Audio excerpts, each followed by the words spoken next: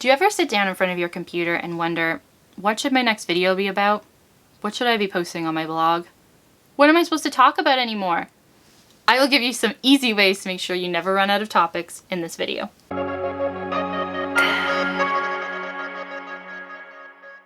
Welcome back to the Intrepid Emma YouTube channel. I am Intrepid Emma Gibbons.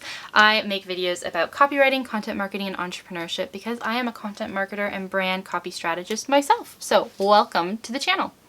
All right, today we're talking about your core content themes, how to choose them and how to use them. A couple of defining notes before we get started. Themes are broad. Topics are specific. So a theme could be something like, and I've put some suggestions for myself here, mental health. A topic would be something like 5 grounding exercises to reduce your anxiety. Consistent themes build trust with your audience. They know what to expect from you and you're their go-to. You're top of mind when they want a video or a blog post or an Instagram post on any given topic. Straying too far from a given theme can confuse your audience and eventually might lead to unsubscribing and being overall just unclear about whether you offer what they're looking for. This is especially important if you're making money as a content creator or as a business owner for sure. So in general, you're going to want one theme, at least one theme, that is an expert/educational topic. So it's whatever it is that's your dominant topic.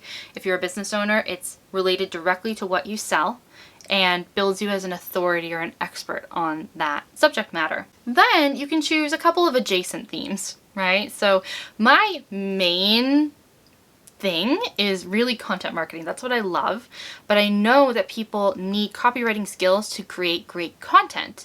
And I also do copywriting, so it makes total sense for my business to say, okay, I will create videos once a month that have to do with copywriting.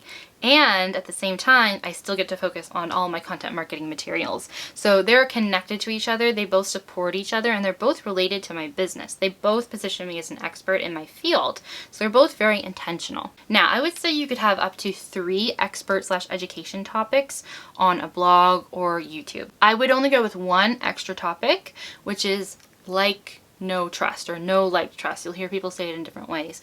They're the getting to know you. They're the humanizing topics. So, for example, I generally put my buckets as copywriting, content marketing, and then entrepreneurship for me is really about mental health and entrepreneurship and how they affect each other, because I have both anxiety disorder, well managed, but always learning more, and I'm also an entrepreneur. So it affects my entrepreneurship enough that I think that it's interesting to my audience. It helps people relate to me and see that I'm a whole human. I'm not just a copywriter and content marketing strategist. You know, I am a human being who loves dogs. I am a human being who is just figuring out life just like they are. And yet I am an expert on a subject that can help them. So it really helps people feel like I am their sort of person. And then if I'm not, then they know that and they can go find somebody else because they actually get a more holistic view of me. Now, again, it should only be 1 out of 4 topics basically, or maybe 1 out of 3, which is kind of what I do in terms of the frequency that it shows up. That's so that it doesn't become too overwhelming. You don't turn into a vlogger, for example, on YouTube. Like, I am not a vlogger, I'm a business owner. So yes, sometimes I create content that's related to this know, like, trust topic to build that relationship with you guys. But at the same time, I know that primarily what you're here for is my expertise in copy and content, and that is the overwhelmingly the content that I put out on this channel. Now, another thing to mention is, particularly for blogs, I don't see it so much on YouTube, but blogs could have more than one writer. So make sure that each writer has a dominant theme and they may not overlap. It depends on the specific company or the specific business, but you really want to have one expert theme for you. It just makes everything easier. It also makes the division of work and responsibilities really clear if, for example, your partner is running a business together. You want to make sure that you can make your individual responsibilities as clear as possible and hold each other accountable to that so that you can reduce any tension and you can really cover all your bases in terms of what your audience is looking for. So my challenge to you is take out a notebook and think through, what are your maximum 4 themes? What is one way that people will get to know, like, and trust you that also doesn't undermine your expertise and your authority, right? So You may not want to talk about vegan food blogging if you own a butcher shop and that is primarily the expertise you're trying to convey to people, right? So they need to be complementary and at least not contradicting, not confusing in terms of messaging to your audience. So choose one complementary, know, like, trust topic, and then choose up to three expertise topics, with one being dominant, one really directly relating to the product or service that you provide. You'll want to brainstorm a little bit and get a little bit narrowed down. I would recommend that you set a timer for 5 minutes and come up with all the potential themes that you're playing with. And also remember, what is a theme? What is a topic? Is it broad, a theme, that's what we want? Or is it a topic, like 5 ways to do something?